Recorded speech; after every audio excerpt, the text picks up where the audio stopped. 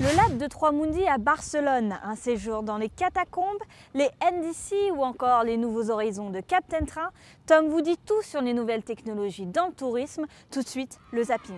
Depuis le mois de septembre et jusqu'au 31 décembre, la première édition de l'opération Ma Rue Connectée se déroule rue des Martyrs à Paris. L'objectif, initier les boutiques physiques à la digitalisation grâce à la technologie des beacons. C'est à Francfort que s'est déroulé il y a quelques jours le GBTA Conférence 2015. Dédié au business travel, l'événement a rassemblé pas loin de 1000 professionnels du secteur. Parmi les problématiques évoquées, l'économie collaborative, la mobilité ou encore le futur du métier de travel manager. Expedia vient tout juste d'annoncer le rachat d'HomeAway pour 3,9 milliards de dollars. Cette acquisition, la plus importante dans toute l'histoire de la société, montre que le groupe veut s'attaquer au marché de la location d'hébergement. Airbnb n'a qu'à bien se tenir. Et c'est justement avec Airbnb que l'on finit par une petite note what the fuck. Après avoir proposé des nuits dans des châteaux, dans un avion ou encore aux Galeries Lafayette, le service collaboratif a proposé à ses clients de passer la nuit d'Halloween dans les catacombes de Paris. Une originalité qui n'a pas plu à tout le monde. Dans le secteur du voyage d'affaires, il y a une jeune agence qui se démarque par son approche innovante. Cette agence, c'est Trois-Mundi. Elle a ouvert son lab ici à Barcelone en 2014, où travaillent actuellement 30 personnes pour inventer le futur du business travel. L'équipe nous a ouvert ses portes en exclusivité. C'est donc à Barcelone que nous avons atterri pour découvrir comment Trois-Mundi développe ses solutions pour le voyage d'affaires en plein cœur de la ville. Le Business Travel Lab, qui emploie aujourd'hui une trentaine de collaborateurs aux profils internationaux, représente 1,5 million d'euros d'investissement chaque année, soit 20% du chiffre d'affaires de la société. Jordi Stelen, le cofondateur de Trois-Mundi, nous explique son fonctionnement. Dans le Business Travel Lab de Trois-Mundi à Barcelone, nous avons regroupé des compétences très diverses et variées d'ingénieurs en particulier qui travaillent sur de nouvelles technologies pour permettre d'inventer le voyage d'affaires ou de faciliter le voyage d'affaires de demain. Le lab accueille également des porteurs de projets qui peuvent tester leurs produits auprès des clients de Trois-Mundi. C'est le cas de Air Refund, spécialisé dans l'indemnisation dans l'aérien, et PAF Travel, qui a conçu un assistant virtuel pour les voyageurs d'affaires. L'idée de cette start-up, c'est qu'on s'est rendu compte qu'en fait, le voyageur d'affaires, pendant son déplacement, était seul. Et donc, en fait, il est très accompagné en amont par son agence de voyage et les outils qui existent. Mais quand il est sur le terrain et face aux imprévus qui peuvent arriver, les retards, les recherches de transfert, les annulations de vol, il n'a personne. Et donc, son meilleur compagnon, c'est son téléphone. Et donc on s'est dit que nous, on allait développer une application qui allait l'aider pendant son déplacement. Une grande partie du travail des ingénieurs concerne l'application mobile réalisée avec l'aide de PAF Travel dans le but de mieux accompagner les collaborateurs en déplacement. L'objectif, créer de la valeur tout en supprimant tout effort inutile. For PAF Travel, the main functionality is Sam. Sam is a 24/7 virtual assistant that is constantly absorbing and understanding data about the business traveler. This is data like the agenda of the traveler, the itinerary, the location where he is at any moment, the preferences and tastes of that person. What Sam does is use that data to anticipate and propose solutions to problems that might occur during the traveler journey. Ideally, what we are able to do is to propose solutions even before the traveler is aware of the problem. L'équipe d'ingénieurs de Trois-Mundi réfléchit aux services pouvant faciliter la vie des voyageurs d'affaires.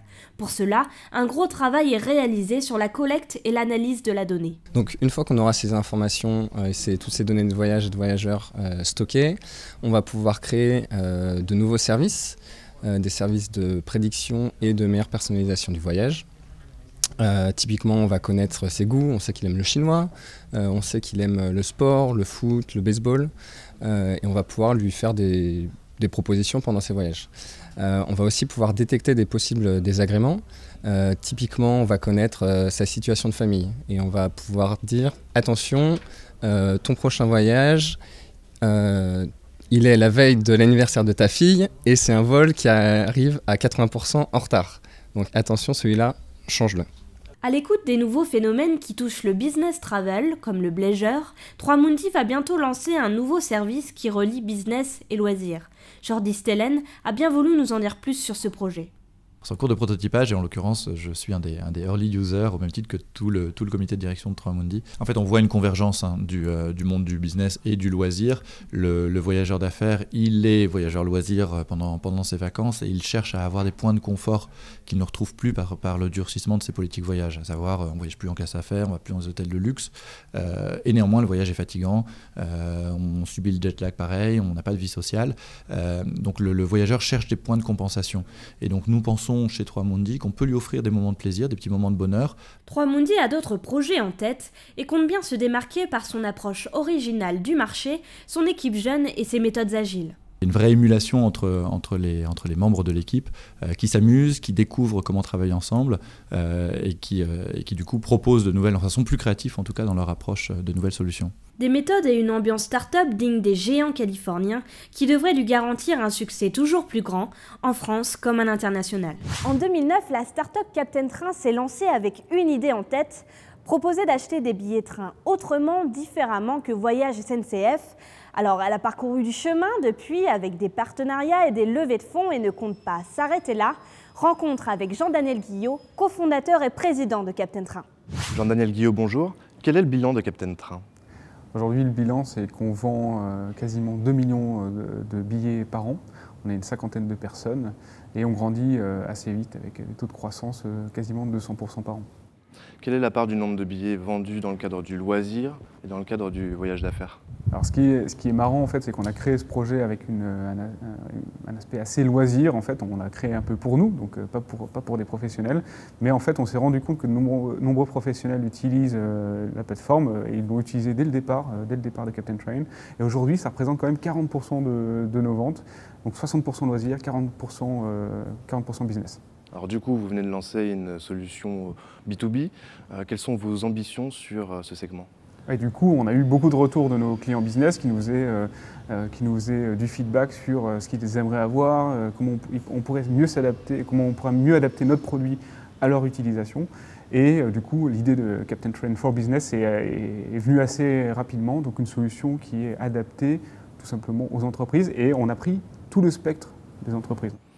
Jusqu'à présent, vous aviez une force vis-à-vis de Voyage SNCF, c'était l'expérience utilisateur. Comment est-ce que vous comptez vous démarquer par la suite ? L'expérience d'achat a été la première chose qu'on a essayé de résoudre. Comment faire en sorte qu'en 30 secondes, on puisse acheter son billet de train et qu'on puisse avoir vraiment toutes les informations, que ce soit très clair, que ce soit très simple, que ce soit aussi simple d'acheter son billet de train que de monter dans un train, en fait. Donc ça, c'était effectivement notre premier souci à résoudre. Et puis, nos concurrents commencent à s'attacher au problème. Ils ne s'étaient pas du tout attachés avant, mais maintenant qu'il y a de la concurrence, et c'est ça qui est bien, ils commencent à s'y intéresser. Maintenant, notre particularité, c'est qu'on continue d'abord à apporter de nouveaux produits. Captain Train for Business, par exemple, c'est quelque chose d'unique sur le marché, et aussi qu'on est européen, en fait, de nature. Nous, on n'est pas seulement français, on est en France, en Allemagne, en Italie. Aujourd'hui, on est les seuls capables de vendre l'intégralité de l'offre en France parce qu'on a une particularité, c'est qu'on est un service neutre. On n'est pas lié à un opérateur ferroviaire. On est là pour apporter l'intégralité de l'offre et donc de faire jouer la concurrence entre les transporteurs ferroviaires, de les combiner. Et ça, c'est notre force. Est-ce que vous avez des projets au niveau des services additionnels, du door-to-door, du multimodal ? On nous pose souvent la question, est-ce que vous allez rajouter de l'avion, est-ce que vous allez faire du multimodal, est-ce que vous allez rajouter le vélo qui mène à la gare. Nous, on est vraiment focalisé sur le train. On pense que c'est un marché qui est encore à découvrir, qui est encore à débroussailler complètement. Et donc, on reste sur cette verticale train. Et notre ambition, c'est de se connecter à de plus en plus de pays, évidemment toute l'Europe de l'Ouest, même plus loin. Merci beaucoup. Merci à vous. Pour accroître leurs revenus, les compagnies aériennes ont plusieurs solutions. Parmi elles, les NDC. Christian Sabac revient sur les enjeux de cette norme. Le sujet du jour concerne le NDC, qui veut dire New Distribution Capability. Alors le NDC est un programme qui a été lancé au sein de IATA par les compagnies aériennes et qui vise à accroître les revenus liés à la vente de billets d'avion. Et donc en réalité, c'est quoi ? C'est une norme XML qui permet de véhiculer, de communiquer plus d'informations sur le contenu des vols, les cabines, les repas, et puis sur la vente de produits additionnels. Alors quand on pense à des produits additionnels, on pense évidemment au départ aux bagages, au siège, au positionnement dans l'avion, mais au-delà, Ça concerne l'accès à des salons dans les aérogares, ça concerne les transferts et évidemment ça peut concerner en plus lors de la vente d'un billet d'avion, la réservation d'hôtel par exemple. En termes de canaux, évidemment ça concerne fortement la distribution directe, comme ça l'est déjà aujourd'hui pour la plupart des compagnies aériennes, notamment les low cost, mais ça concerne aussi la distribution indirecte pour toutes les prestations liées au vol ou liées à l'aérogare, et donc à travers les agrégateurs que sont principalement les GDS. Alors cette transformation, évidemment, va avoir un impact important sur les systèmes des compagnies aériennes qui vont devoir se munir de modules de gestion de contenu, de modules de gestion de l'offre, de modules de shopping, évidemment de connectivité aussi avec les prestataires dont ils voudront à l'avenir vendre les produits ou les services. Alors évidemment tout ça ne va pas se passer à très court terme, de manière globale, ça va se passer petit à petit dans les prochains mois, les prochains trimestres, les prochaines années au niveau de l'industrie, mais évidemment il y aura un avantage à ceux qui prendront cette direction parmi les premiers.